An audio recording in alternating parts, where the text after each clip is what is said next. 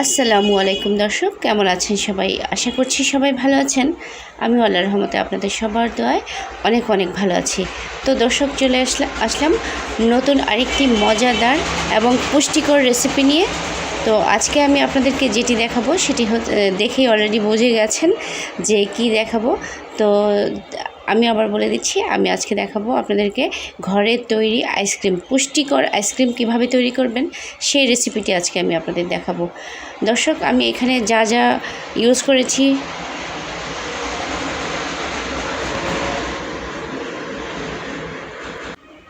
দর্শক, এই আইসক্রিমটিতে আমি যা যা ইউজ করেছি তা দেখলেই আপনারা বুঝতে পারবেন যে আইসক্রিমটা কতটা পুষ্টিকর। তাই আশা করি কারো কোনো সন্দেহ থাকবে না এগুলো কি দিয়ে বানিয়েছে। তো সবার আগে চলুন আমি কি দিয়ে এই মজাদার এবং পুষ্টিকর আইসক্রিমটা বানিয়েছি সেটা দেখাচ্ছি। আমি এখান থেকে নিয়েছি তাজা তাজা থাই পাতা, পুদিনা পাতা, তারপর কারি পাতা, নিয়েছি হচ্ছে তুলসী পাতা, আর আমার গাছের তাজা তাজা গোলাপ নিয়েছি। এরপর এখানে আছে, দেখতে পাচ্ছেন, লেবু, এখানে জবা ফুল, তারপর নিয়েছি হচ্ছে গোলাপ ফুল, এরপর হচ্ছে গাজর নিয়েছি একটা, আর বিভিন্ন রকমের বাদাম। এই যে দেখতে পাচ্ছেন এখানে পেস্তা বাদাম আছে, এখানে হচ্ছে কাঠবাদাম আছে, এখানে আখরোট আছে। তো কয়েক রকমের বাদাম নিয়েছি। আর আরেকটা আমি দুধ নিয়ে দুধটাকে খুব ঘন করে, এই যে দেখতে পাচ্ছেন কাঠির মধ্যে এভাবে আঙ্গুল দিয়ে যখন টানবেন, যখন এরকম ভারী একটা হবে ঠিক সেরকম মুহূর্তে দুধটাকে উঠিয়ে ফেলবেন। এর চেয়ে ভারী করা যাবে না, তাহলে কিন্তু আঠালো হয়ে যাবে। তো দেখতে পাচ্ছেন কতটা ঘন। এই দুধটাই যখন ঠান্ডা হবে তখন কিন্তু আরও অনেক ঘন হয়ে যাবে। তো এরকম অবস্থাতেই উঠিয়ে নেবেন। সহ আমি কিছুই বাদ নিয়ে নিয়েছি।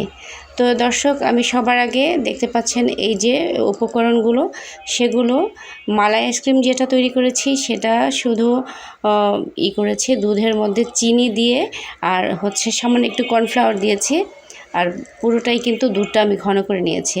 তো ওটা রেখে চারটা আইসক্রিমের জন্য ওটা রেখে, আর বাকি যেই দুধটুকু ছিল সেটার সাথে পানি মিক্স করে আমি গোলাপ, তারপর দেখতে পাচ্ছেন গাজর, বাদাম, জবা ফুল, গোলাপ ফুল সব কিছু দিয়ে খুব ভালোভাবে ব্লেন্ড করে নিয়েছি।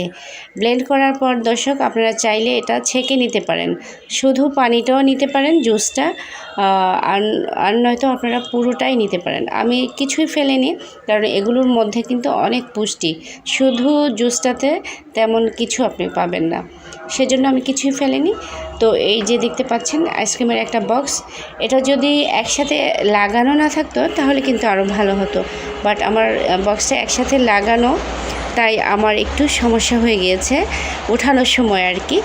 তো যাই হোক, এই যে আমি খুব ভালোভাবে দেখতে পেলেন যে দুধের সাথে সমস্ত ফুল আর বাদাম, গাজর দিয়ে একটা আইসক্রিম করেছি।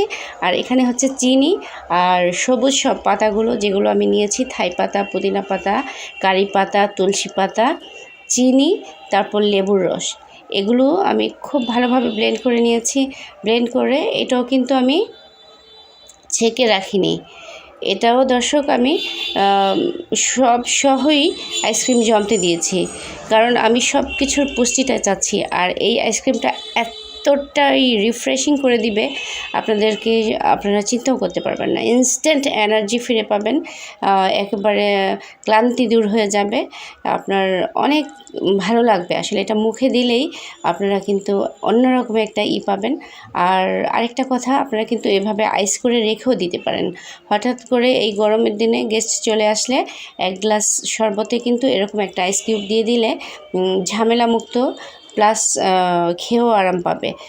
আপনারা এরকম আইসক্রিমের মতো করে জমিয়ে রাখতে পারেন। বাচ্চারা যখন স্কুল থেকে আসবে তখন ওদেরকে যদি একটা এরকম মালাই আইসক্রিম বা এরকম থাই পাতার লেমন আইসক্রিম বা ওই কী যেন গাজর আর দিয়া বাদাম দেওয়া আইসক্রিম যেটাই খাওয়ান, পুষ্টিতে একেবারে ঠাসা এবং রিফ্রেশিং। আর ভালো তো লাগবেই, আইসক্রিম কে না পছন্দ করে বলেন। এটা বড় ছোট সবাই খেতে পারবেন। তো আশা করি আপনারা বাসায় এটা ট্রাই করবেন অবশ্যই। আর কার কেমন লাগলো সেটা অবশ্যই জানাবেন। দর্শক, এটা উঠানোর সময় আমার অনেকটাই ঝামেলা হয়ে গিয়েছিলো। এই যে এইভাবে ফ্রিজ থেকে বের করে একটু পানির মধ্যে কয়েক সেকেন্ড ভিজে রাখলে উঠে যাওয়ার কথা, বাট আমার আইসক্রিমটা ভালোভাবে উঠেনি, তাই এখানে একটু সুন্দর দেখাচ্ছে কম, বাট পুষ্টিটা কতটা সেটা তো আপনারা জানি। তো আজকের মতো এই পর্যন্ত, সবাই ভালো থাকবেন। আল্লাহ।